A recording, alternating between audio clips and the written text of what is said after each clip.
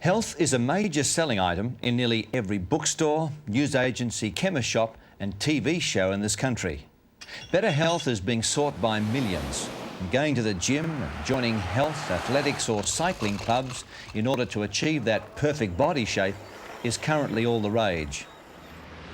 It seems that we're being bombarded by health messages, many of which can be confusing or even contradictory. Yet despite all the money and time being spent, good health is just as elusive as it's always been. One thing is certain, however, without vibrant health, life is certainly less enjoyable. It's central to our well-being.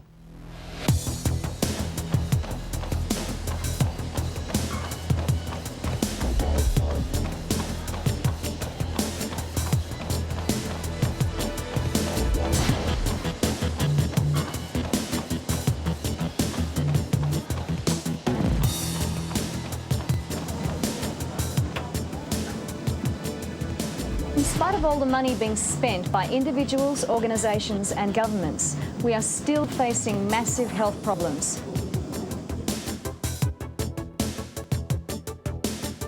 One in 4 people still smoke, which costs our nation some $9 billion a year. 20,000 die every year in Australia alone, and around the world about 3 million die. 40% of deaths are from heart disease, and many of these premature. We are adding to average weight a little more than 1 gram a day. So what is the answer? Do we have control over our own health, or is it an unpredictable mix of genes, lifestyle and environment? How do we live life to the full?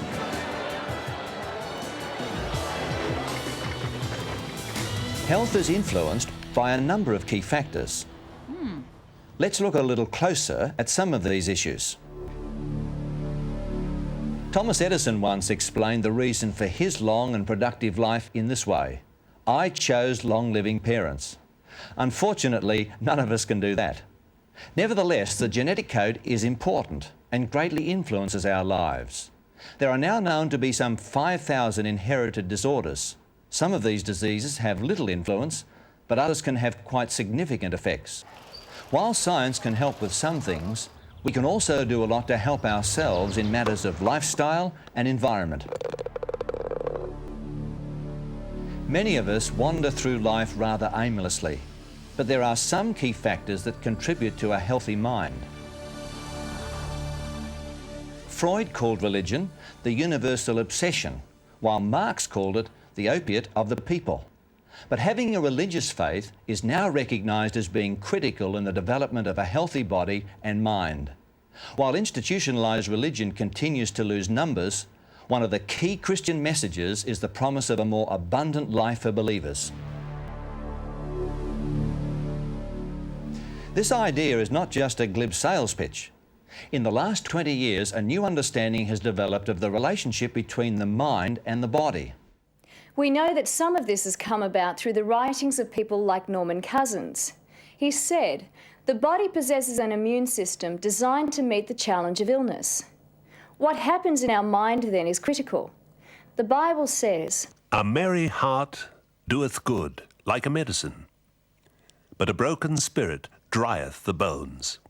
It is now known that positive choices and engaging in regular laughter can influence the outcome of disease and the way the body responds to attacks on its immune system. When we are able to feel a sense of community, believe that things are going to work out for the best, and develop a loving attitude toward others, we are already 3 steps ahead on the road to better health. If we can maintain hope for the future, we have a much greater chance in this life. One of the mysteries of life is human consciousness and how we think. The brain records every image we see and experience. One researcher in this area is Dr. Steve Kostlin, who has suggested that when we view the level of violence, aggression and crime that is now common on the broadcast media, that the emotionally negative messages become ingrained in a part of the brain known as the amygdala. Kostlin suggests that this part of the brain records negative emotions and that they're imprinted on the brain's motherboard. Kostlin suggests that Hollywood may be a major stumbling block to achieving a more secure society. When the mind is filled with negative images of life, it's almost as if the brain is hardwired to act that way. People then live out the actions in their minds.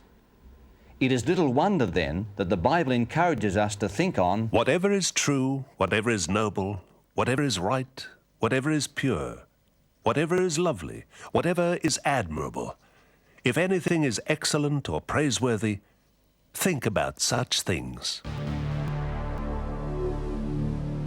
Recent research has shown the value of stimulating our brains, not with drugs, but with mental activity.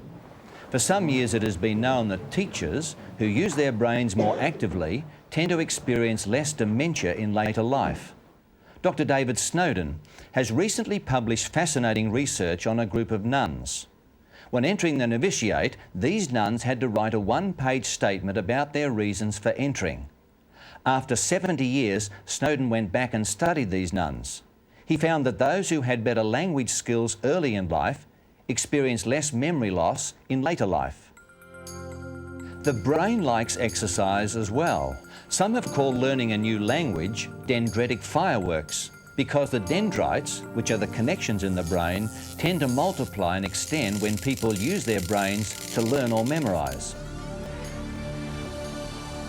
No one can exist without stress, but overstress can be damaging. The best way to manage stress is to be prepared for it if you can. But if you're not prepared for it, then have a checklist. Decide what are going to be the important things you're going to do about this. But before that, you also need to know what your options are, and that's very important. We need to be able to enjoy nature and maintain positive attitudes toward our communities. Another one of the key stress-reducing factors is the development of a sense of gratitude. Sallier said, imitate the sundial's ways, count only pleasant days. Feeling accepted, loved and part of a community is conducive to maintaining good health. There are a number of key elements to a healthy life that are influenced by our lifestyle.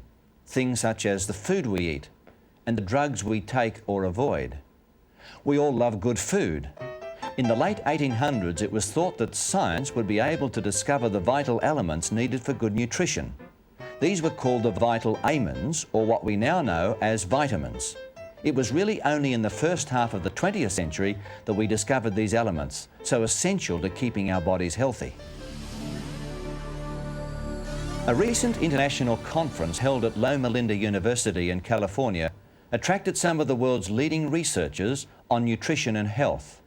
Dr. Walter Willett from Harvard presented a paper on the benefits of a vegetarian diet. It is now known that a vegetarian diet will avoid, delay or reduce a large number of our so-called lifestyle diseases.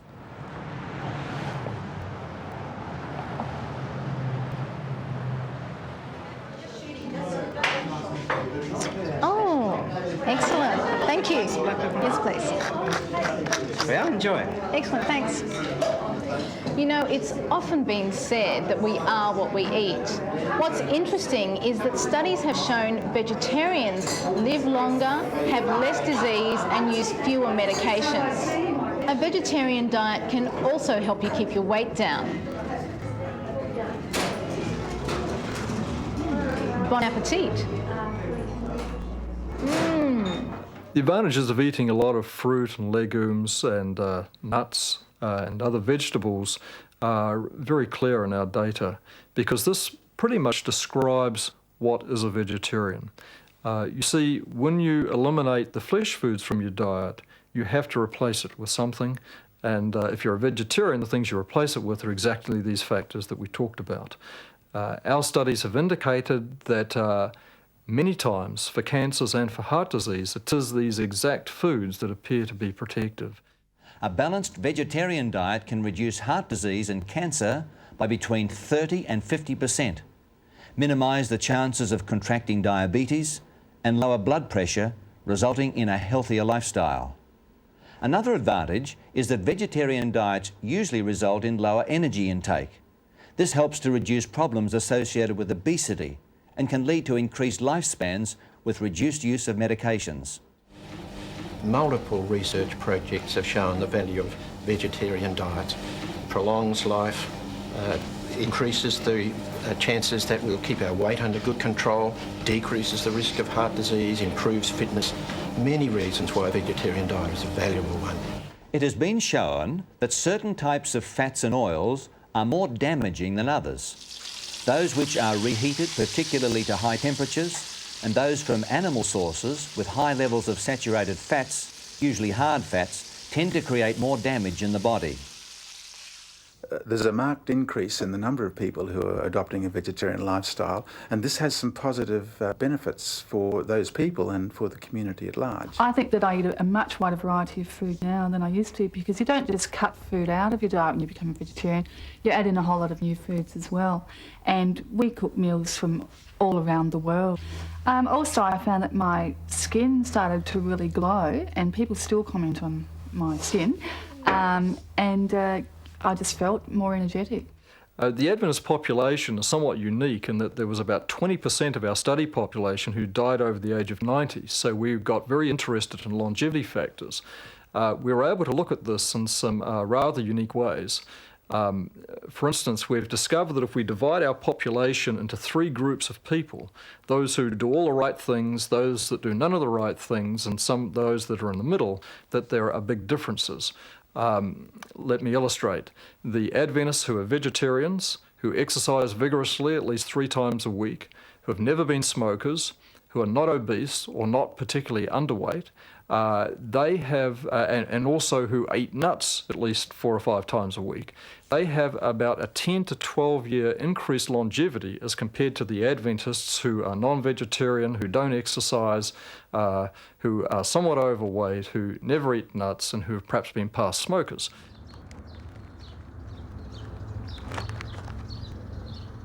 Another recent finding is the benefit of eating nuts. Most people seem to think that nuts are high in fat, and they are. But the rate of heart disease in people who eat nuts at least 5 times a week is only half that of those who eat nuts less than once a week. It is interesting that the Bible recommends foods that are now being shown to be most beneficial for human consumption. Basically, fruits, grains, nuts and vegetables. A story in Genesis 43:11 recommends almonds as a healthy gift. It seems we have nearly come full circle in our dietary pattern. There are some other benefits to being a vegetarian, and that is that your demand on the agricultural supply is actually decreased. The amount of food needed to make 1 cow fat would feed quite a lot of people if it was done as a primary crop, such as soybeans or wheat or maize or fruit.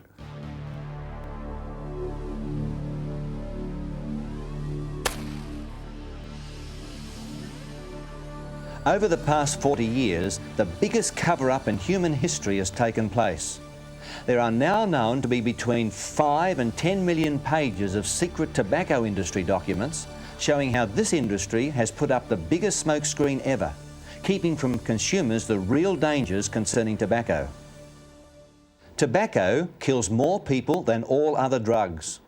Over 400,000 people in the US, 20,000 Australians and 3,000 New Zealanders are killed each year by tobacco. Around the world, close to 3 million per year die from smoking-related causes. Smoking is like trying to cross a minefield.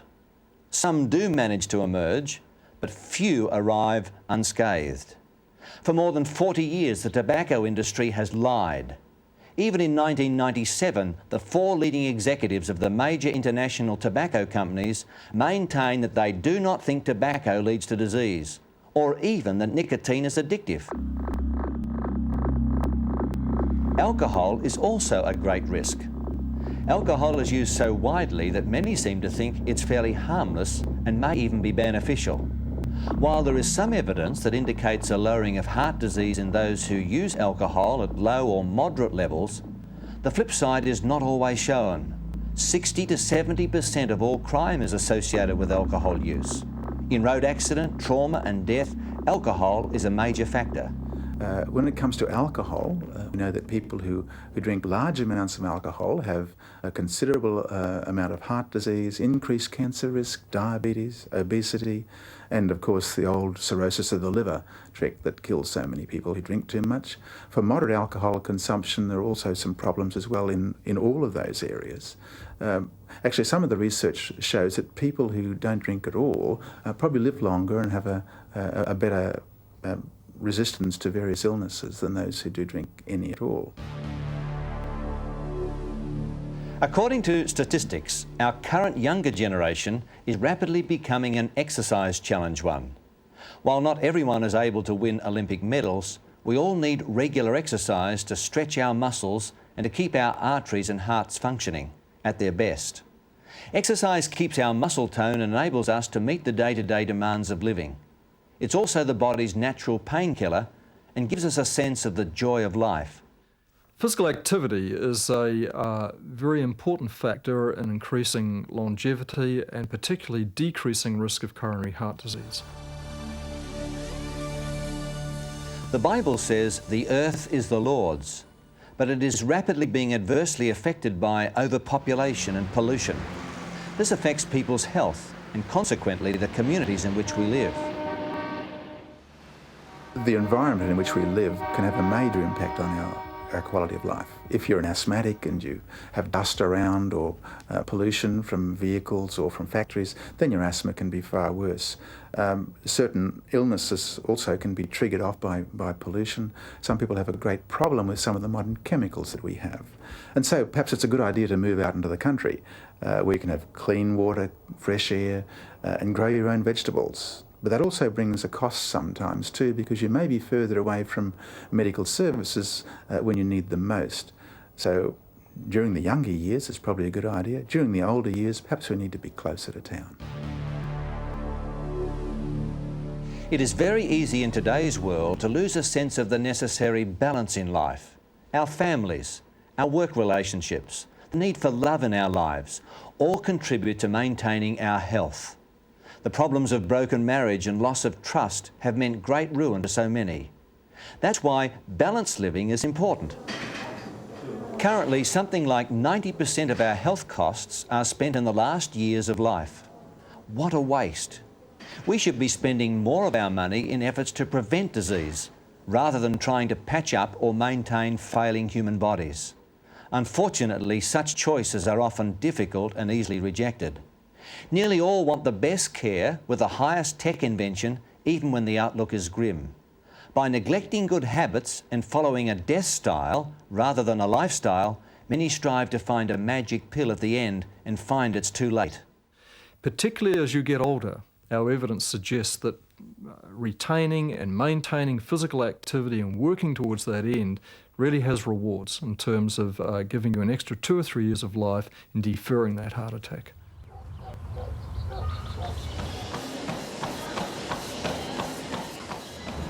We can add 10 to 15 years to our living compared to those who neglect the key issues discussed in this program. Our aim in health should be to die young, but as late in life as possible. Many think that the great Jewish doctor, Maimonides, or the Greek Hippocrates were history's greatest healers. But one writer has wisely said that health care owes more to Jesus of Nazareth than to Hippocrates of Kosh. Health is having all the things we've spoken about. Health is treating our body with the reverence it deserves. The psalmist said, "I am fearfully and wonderfully made." The Bible teaches that the body is a temple, a dwelling place for God, and that we are responsible for the care of this home. If you want to be more aware of God, if you desire a longer life of top-shelf quality, why don't you examine the steps that you can take toward improving your health and make a determined start toward the new you today?